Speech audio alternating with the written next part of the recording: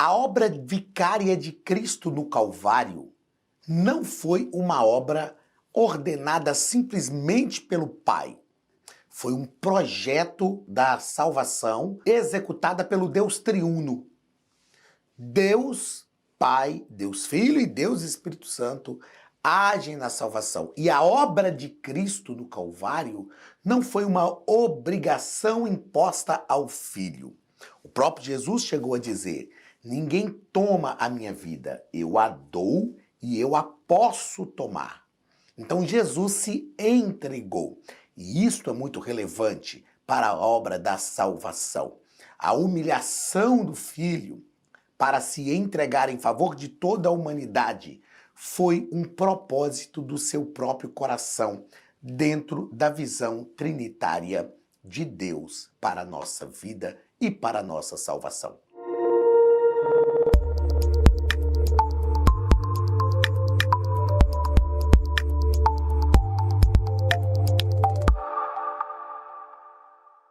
Queridos, sejam bem-vindos à Academia de Pregadores. Eu sou o pastor Anderson Silva.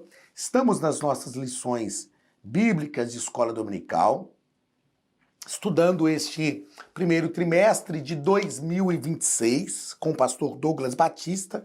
O tema geral do nosso trimestre é a Santíssima Trindade, o Deus único revelado em três pessoas. Repito, pela primeira vez, a CPAD lança um currículo de um trimestre inteiro voltado para a Trindade.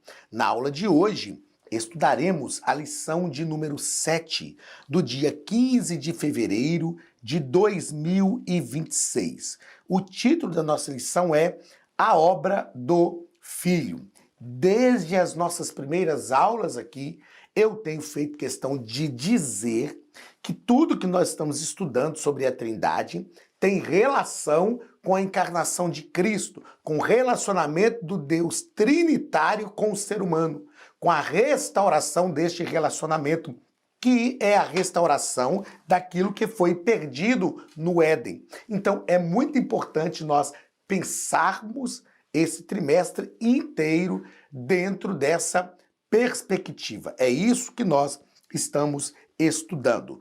O texto áureo da nossa lição está em Filipenses capítulo 2, versículo 9, que nos diz o seguinte: pelo que também Deus o exaltou soberanamente e lhe deu um nome, que é sobre todo nome. Filipenses capítulo 2, versículo 9. O que nós percebemos aqui? Paulo faz essa tratativa da encarnação de Cristo de forma muito própria, muito inteligente até, e ele vai deixar claro que Cristo se humilhou e o próprio Pai o exaltou. Então, a humilhação de Cristo trouxe uma exaltação do próprio Pai para o Filho de Deus. A verdade prática nos diz que a humilhação voluntária de Cristo, sua obra redentora e sua exaltação gloriosa revelam que somente Ele é digno de toda adoração e obediência. E é justamente isso que nós vamos tratar na lição de hoje. A humilhação voluntária, a obra redentora e a exaltação gloriosa. E isto deixa claro que ele é digno de todo louvor, de toda honra, de toda glória, de toda adoração. E é muito importante nós compreendermos que tudo que Jesus fez se consumou em uma obra. E esta é a palavra-chave da nossa lição. Obra. Que obra é essa? A obra salvífica de Cristo em favor de toda a humanidade. É isso que nós vamos tratar na aula de hoje. A nossa leitura bíblica em classe está em Filipenses capítulo 2, do versículo 5 ao 11, e Hebreus capítulo 9, versículos 24 ao 28, que nos diz o seguinte: de sorte que haja em vós o mesmo sentimento que houve também em Cristo Jesus, que, sendo em forma de Deus, não teve por usurpação o ser igual a Deus, mas aniquilou-se a si mesmo, tornando tomando a forma de servo, fazendo-se semelhante aos homens, e achado na forma de homem, humilhou-se a si mesmo, sendo obediente até a morte e morte de cruz.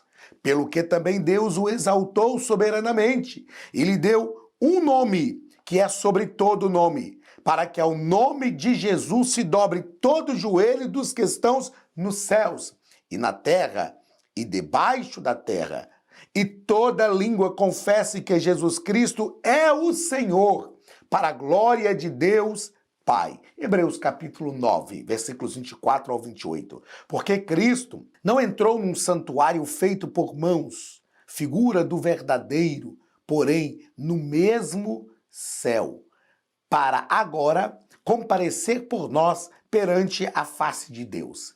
Nem também para si mesmo se oferecer muitas vezes, como sumo sacerdote, cada ano entra no santuário com sangue alheio. Doutra maneira, necessário lhe fora padecer muitas vezes desde a fundação do mundo, mas agora, na consumação dos séculos, uma vez se manifestou para aniquilar o pecado pelo sacrifício de si mesmo.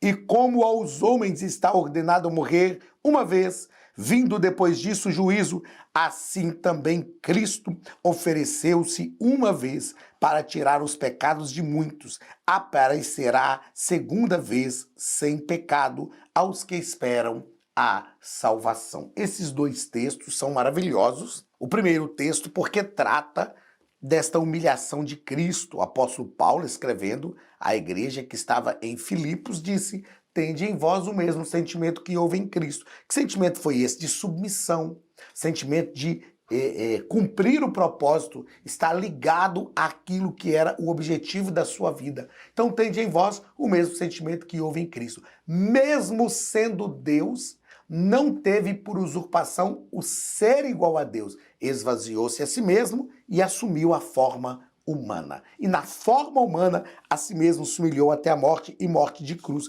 O texto de Hebreus mostra que Cristo não precisou oferecer sacrifícios várias vezes. Ele não ofereceu o sangue de um cordeiro, mas o sangue dele mesmo, o Cordeiro de Deus que tira o pecado do mundo. E foi tão perfeito que ele ofereceu de uma vez por todas. E o escritor aos Hebreus vai dizer que se não fosse assim, ele teria que morrer, padecer diversas vezes, morrer diversas vezes. Mas ele fez isso uma vez só, porque assim como o homem está ordenado a morrer uma só vez, vindo após isso juízo, ele fez isso de uma vez por todas e voltará para exercer o juízo sobre as nações. Então é um texto enfático, são dois textos enfáticos e que nos fazem compreender verdadeiramente a obra do Filho. Primeiro ponto da nossa lição, pastor Douglas Batista vai tratar sobre a humilhação voluntária do Filho. A humilhação foi voluntária. Eu me lembro de há anos atrás ouvir pregadores dizendo assim: Deus enviou Abraão, Abraão pecou, Deus enviou Moisés, Moisés pecou, não sei quem pecou. Então ele disse: vai, meu filho. Não tem isso, gente. Cada um desses grandes homens de Deus, que são os heróis da fé, vieram com um propósito que não era morrer pela salvação da humanidade. E o Filho não veio simplesmente por uma ordem do Pai. Ele veio submisso à vontade do Pai, mas ele veio para exercer o papel que ele tinha consciência que era necessário. O primeiro parágrafo vai tratar exatamente disso. A submissão de Cristo. No finalzinho deste parágrafo, o nosso escritor vai nos dizer o seguinte: o termo grego traduzido como sentimento para tende em vós o mesmo sentimento que houve em Cristo. Então, o termo grego traduzido como sentimento é proneo, que também pode significar modo de pensar e disposição mental. Modo de pensar e disposição mental. Refere-se a uma consciência moldada pela humildade, amor e obediência. Paulo não fala qual foi o sentimento que Cristo teve, mas ele fala quais são, eu escrevi isso aqui para não esquecer, quais são as ações de Cristo. E pensando que todas as nossas ações são resultado de sentimentos, então, a partir daquilo que Cristo fez, nós podemos ter uma ideia do sentimento que ele teve. Aí quando Paulo diz assim, tende em vós o mesmo sentimento que houve em Cristo. A qual sentimento que ele teve? Paulo não fala, mas ele diz o seguinte, se vocês agirem como ele agiu, isso indica que vocês estão tendo o mesmo sentimento. E o que Cristo fez? Intensa submissão à vontade do Pai. A submissão de Cristo é o que tratamos neste primeiro parágrafo. No segundo parágrafo, vamos tratar sobre o esvaziamento de sua glória. Ele não foi só submisso à vontade do Pai, ele esvaziou-se da sua glória. E o pastor Douglas vai dizer que preferiu privar-se de seus direitos. Não, eu vou marcar até de cor diferente, ó, não da sua divindade. Ele privou-se dos seus direitos, gente, não da sua divindade. Trata-se de um contraste com o primeiro Adão, que almejou ser como Deus, enquanto Cristo, o segundo Adão, sendo Deus, preocupou-se com o bem-estar dos outros. Eu gosto dessa inferência deste texto, porque eu sempre ensino e sempre ensinei o seguinte: qual é a discrepância ou a diferença absurda entre Jesus, que é o segundo Adão, e Adão, lá no Éden, que é o chamado por Paulo de primeiro Adão? Adão era homem. Jesus era Deus, nunca deixou de ser. Sendo homem, Adão quis ser Deus. Jesus, sendo Deus, ele abriu mão dos atributos, não é abriu, privou-se, como diz, vou usar as palavras aqui do pastor Douglas Batista, privou-se dos seus atributos como Deus para ser só homem a fim de salvar o ser humano. Então isto foi um esvaziamento da sua glória. Ele não deixou de ser Deus. Eu gosto de dizer que Jesus foi como rei que tira toda a vestimenta de rei, tudo aquilo que indicava que ele era rei. Ele deixou de ser rei? Não. Ele só se despiu de toda a indumentária real. E ele foi viver entre a plebe, viver entre os seres humanos simples. E ele não usa o seu poder e a sua autoridade de real. Foi isso que Jesus fez. É o esvaziamento da sua glória. Terceiro parágrafo do primeiro ponto. A Academia de Pregadores tem um recado para você. Você está assistindo a uma aula da Academia de Pregadores, a maior escola bíblica online da América Latina. São mais de 60 cursos completos, com certificados e reconhecimento da CGADB, a Convenção Geral das Assembleias de Deus no Brasil. Se você deseja crescer em graça e conhecimento, fazer dezenas de cursos, fazer o básico, o médio, bacharel em teologia, capelania, hebraico bíblico e tantos outros, você deve se matricular e começar agora mesmo a sua jornada de crescimento na Palavra de Deus. Aqui, na descrição do vídeo, nós deixamos um link especial que contém uma promoção exclusiva para o nosso canal do YouTube. Clique no link e conheça mais. Obediência sacrificial até a cruz. A obediência de Cristo foi plena, desde a encarnação até o Calvário. Paulo vai escrever que, na forma de homem, humilhou-se a si mesmo, sendo obediente até a morte e morte de cruz. Jesus não se tornou só homem. Na forma de homem, ele a si mesmo se humilhou.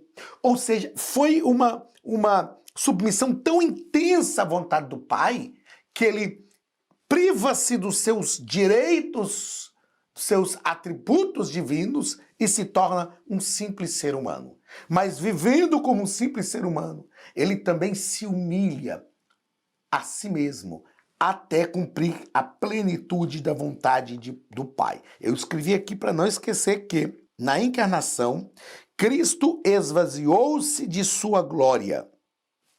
Isso na encarnação. No Calvário, sujeitou-se completamente à vontade do Pai. Ele deixou isto claro. Na encarnação, ele priva-se dos direitos divinos. No Calvário, ele se submete totalmente à vontade do Pai. Segundo ponto da nossa lição, pastor Douglas vai tratar sobre a obra redentora do Filho. E no primeiro parágrafo, ele vai falar sobre a ineficácia do sacerdócio levítico. Ineficácia por quê? Você pode perguntar, pastor, se era ineficaz porque Deus instituiu. Ele era ineficaz para a salvação, mas ele serviu, foi importante nesse período de transição, e Deus instituiu justamente para isso. Pastor Douglas vai dizer que esse sacrifício era repetido anualmente, porque não era suficiente para remover o pecado. Ele cobria o pecado. Não era suficiente para remover o pecado. Pastor Douglas vai dizer ainda que a entrada única de Cristo no santuário com o seu próprio sangue nos assegura, está aqui, ó, nos assegura uma eterna redenção. O escritor aos Hebreus, ele vai falar muito sobre isso, né? Ele vai dizer que o sangue de bodes e de touros não tinham o poder para aniquilar o pecado. O que é aniquilar? É realmente tirar totalmente o pecado. Mas o sangue de Cristo teve esse poder, porque ele fez de uma vez por todas também. Se tinha esse poder, não precisava também fazer mais de uma vez, é claro. Mas eu escrevi aqui que se esse sacrifício fosse eficiente para remover o pecado, não continuaria sendo feito todo ano. É essa ideia que o escritor dos Hebreus está nos trazendo. Se o sacrifício levítico fosse suficiente para remover e não só cobrir o pecado, se ele fosse suficiente para remover, não precisaria repetir de ano a ano. Toda vez que a pessoa pecasse, não precisava levar um animal novo para ser imolado. O sacrifício de Cristo é suficiente, porque ele foi feito de uma vez por todas. Segundo parágrafo do segundo ponto, o sacrifício único é suficiente, de uma vez por todas. Então, o sacrifício único é suficiente. Pastor Douglas vai dizer que a expressão uma vez, que é do grego rapax, indica que não há necessidade de repetição. O que ele fez é perfeito e eterno. O que ele fez é perfeito e eterno. E lá no finalzinho desse ponto, ele vai dizer ainda que o Calvário é suficiente. Jesus é tudo, de uma vez por todas. Perfeito e eterno. Lá na cruz, quando Jesus entregou o Espírito ao Pai, ele bradou, e em grego é tetelestai. O que é tetelestai? Está feito. É algo realmente realizado com firmeza. Tetelestai, dentro de uma hermenêutica ocidental, é como se Jesus estivesse dizendo, foi feito, está feito e continuará feito. Ninguém pode mudar. O Calvário é suficiente. O que Jesus fez, ele fez de uma vez por todas e está estabelecido na eternidade, meus irmãos. Na eternidade está estabelecida a obra salvadora de Cristo. O inferno não pode mudar. O ser humano não pode mudar. A nossa salvação está garantida. A nós cabe responder positivamente e tão somente isso. Dar uma resposta positiva. A obra redentora do Filho é perfeita, meus irmãos. Aquilo que o sangue de animais não podia fazer, o sangue de Cristo fez. Está feito, imutável. Nada vai transformar esta realidade. realmente está realizado, realmente está pronto. Muito bem. Terceiro parágrafo do segundo ponto,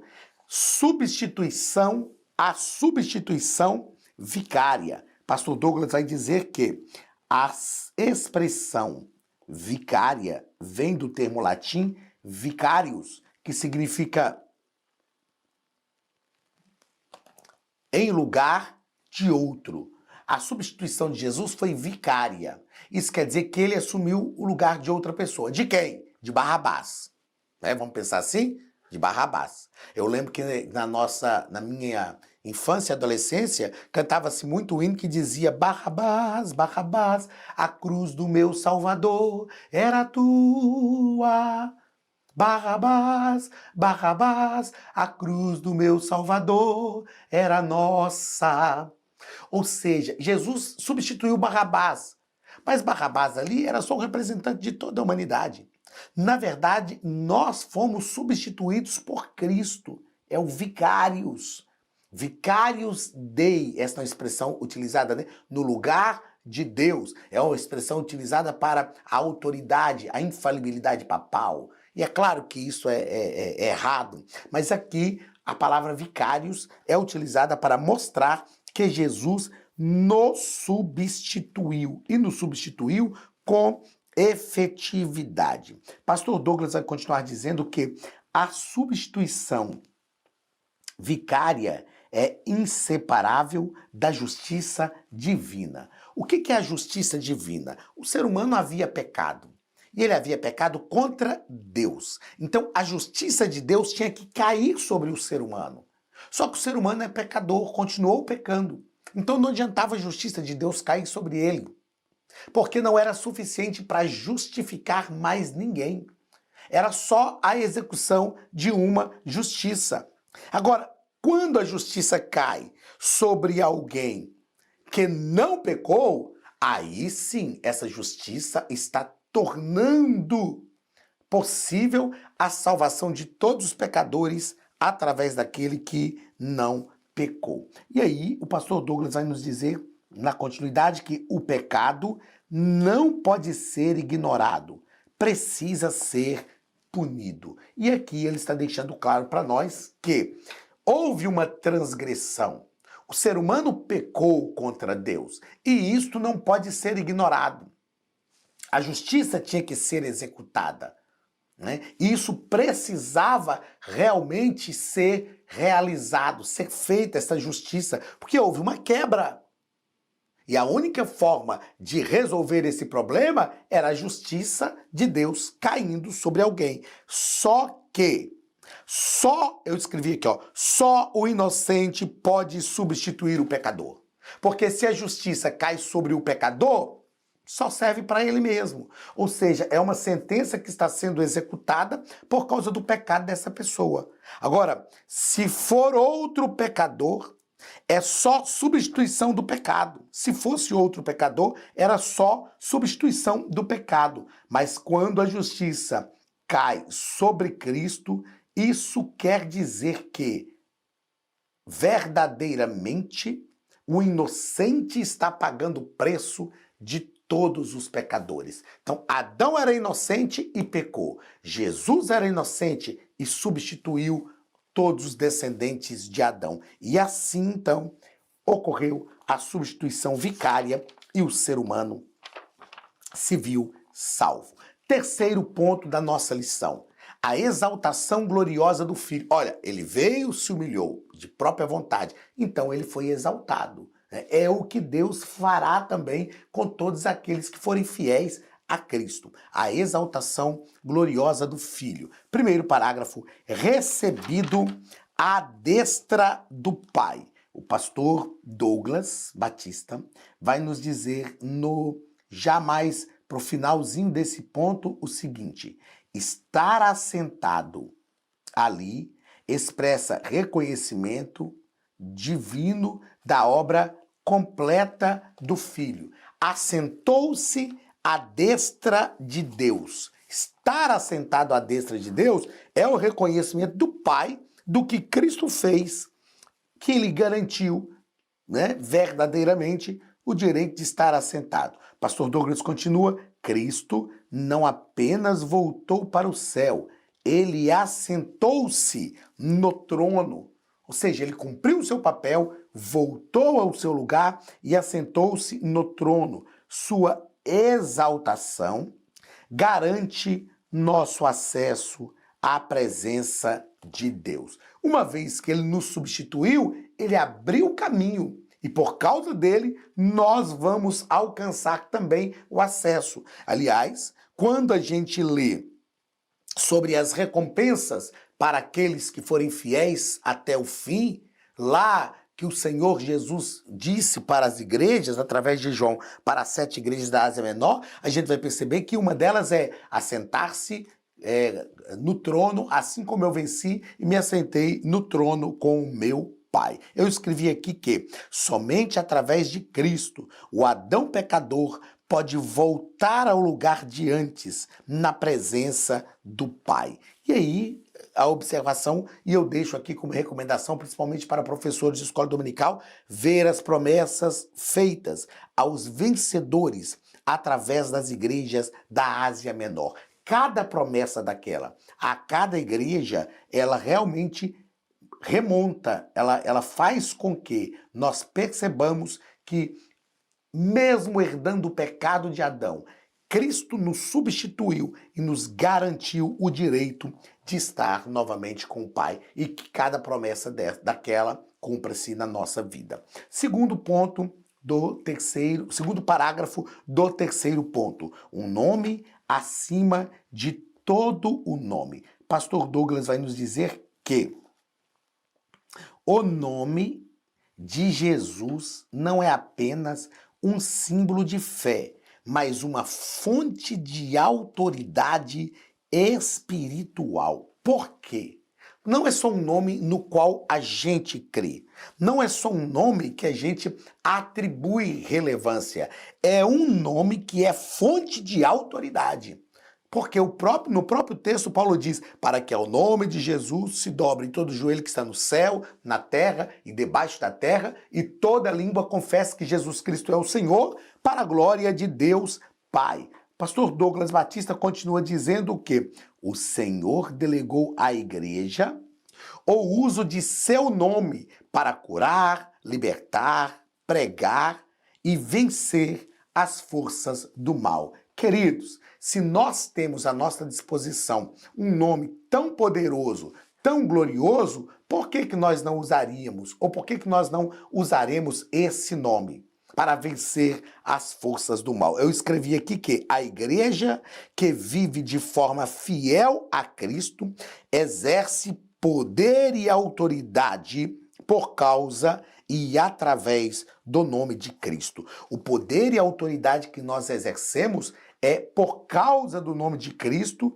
e é através do nome de Cristo. O poder que a igreja tem é exercido por causa do nome de Cristo e através do nome de Cristo. E isto realmente é muito relevante para a nossa vida. Terceiro parágrafo do terceiro ponto: soberania universal e retorno triunfal. Soberania universal e retorno triunfal. Nos diz o pastor Douglas Batista que a confissão universal de que Jesus Cristo é o Senhor se dará de duas maneiras. A primeira delas, voluntária, por aqueles que creem e servem a Jesus como Salvador. Mas a segunda delas, compulsória, por aqueles que rejeitaram, mas o reconhecerão em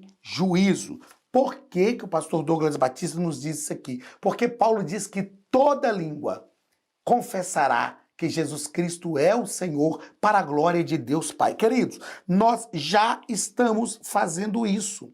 Nós já estamos confessando a Cristo como Senhor e Salvador da nossa vida, de forma voluntária. Mas haverá um tempo em que todos confessarão, mesmo de forma involuntária, mesmo que não queiram, na sua vinda, no seu regresso a esta terra, todos vão confessar. E aí o pastor Douglas nos diz que essa vinda será em glória, poder e juízo. Glória, poder e juízo. Preste atenção nesta expressão. Essa vinda de Cristo será em glória, poder e juízo. Ele veio em humilhação, renúncia e condenação, porque ele veio como réu. Mas agora ele virá de forma oposta. Ele veio em humilhação, agora virá em glória. Ele veio em renúncia, agora virá em poder. Ele veio em condenação, mas agora ele virá como executor do juízo. Então, Cristo virá. Nós não podemos esquecer disso. Queira o mundo ou não, aceite o mundo ou não, queira eu e você ou não, aceite o diabo ou não, Jesus Cristo virá em glória, poder e juízo. Mas a nós que já estamos confessando voluntariamente o nome do Senhor, ele virá e nos arrebatará também em glória, em poder e em juízo. Não para nós, mas para as nações. Que esta esperança viva não apague nunca no nosso coração e no nosso ser, e que nós continuemos seguindo adiante para a glória do nome de Jesus. Deus te abençoe e até a próxima aula, em nome de Jesus.